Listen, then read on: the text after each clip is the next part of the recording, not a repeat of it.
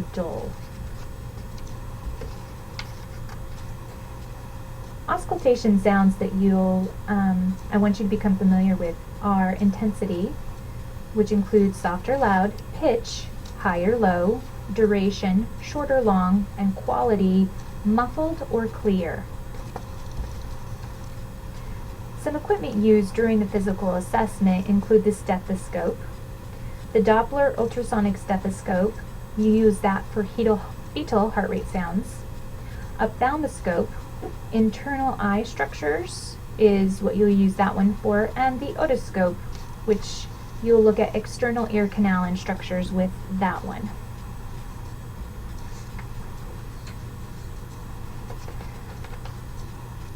Some other equipment that you'll use during your health assessment is the goniometer, which measures the degree of joint flexion and extension, and specifically with your mobility assessment lab day, we will get out the goniometer, pass it around, and show you how to assess this.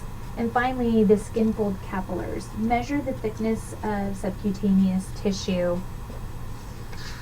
Usually the upper arm is used for this, to measure that subcutaneous tissue. Let's look a little bit closer at the stethoscope. I have a picture here for you that shows the different components of the stethoscope. The earpieces slope inward and they should fit snugly. The long tubing distorts sound and should be, if the tubing is too long, you may need to shorten your stethoscope. With the tubing, it also needs to be free of leaks. The diaphragm screams out low-pitched sounds, so you're going to use that with lung sounds and heart sounds. And the bell of the stethoscope detects heart murmurs, and they hear lower sounds.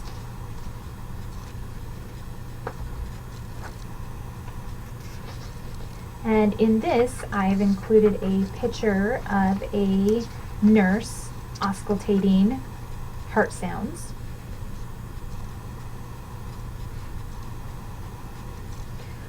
When assessing a patient, it's important to be aware of what is the environment in which this patient is being assessed in. You want it to be comfortable, provide them warmth. Absolutely, they need to be given privacy, and you also need to follow standard precautions, preventing yourself from being exposed from bodily fluids. So, as a healthcare provider, again, you're going to provide a warm, private, distraction-free exam room. You need good overhead lighting so that you can visualize and enhance your ability to see. Assess the patient on a clean, firm exam surface. Have a knowledge of the client's preferences for personal values and beliefs. Decrease the client's anxiety. Provide a warmth and caring attitude to help decrease their anxiety. And provide privacy and draping. If you're not inspecting the area, then you should have them covered up at all times so that they do feel like their dignity was and privacy was respected. Use good hand washing. Follow standard precautions. We will get into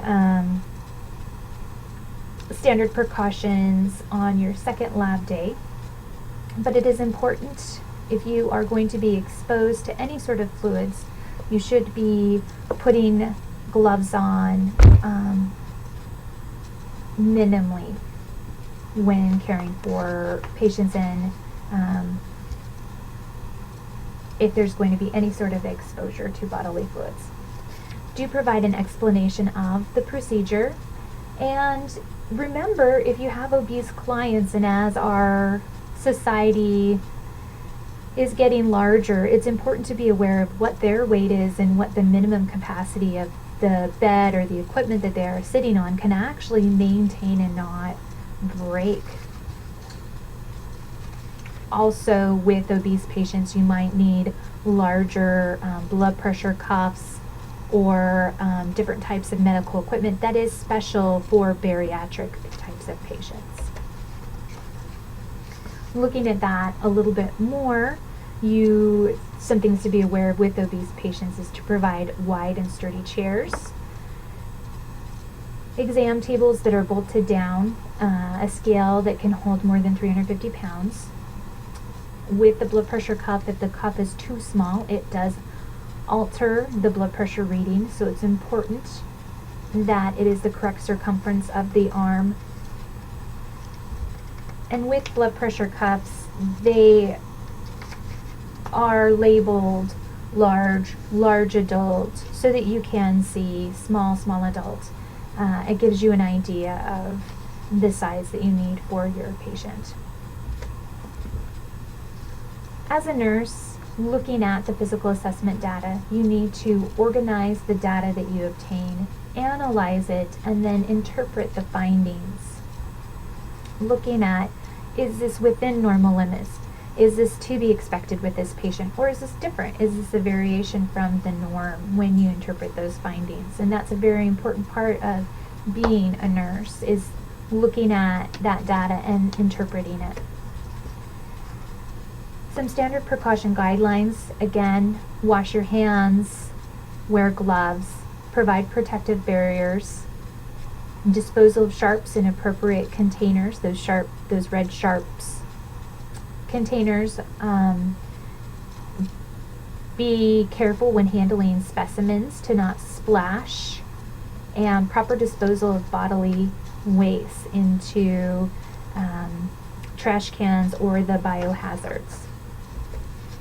And that concludes this presentation on physical assessment. Thank you.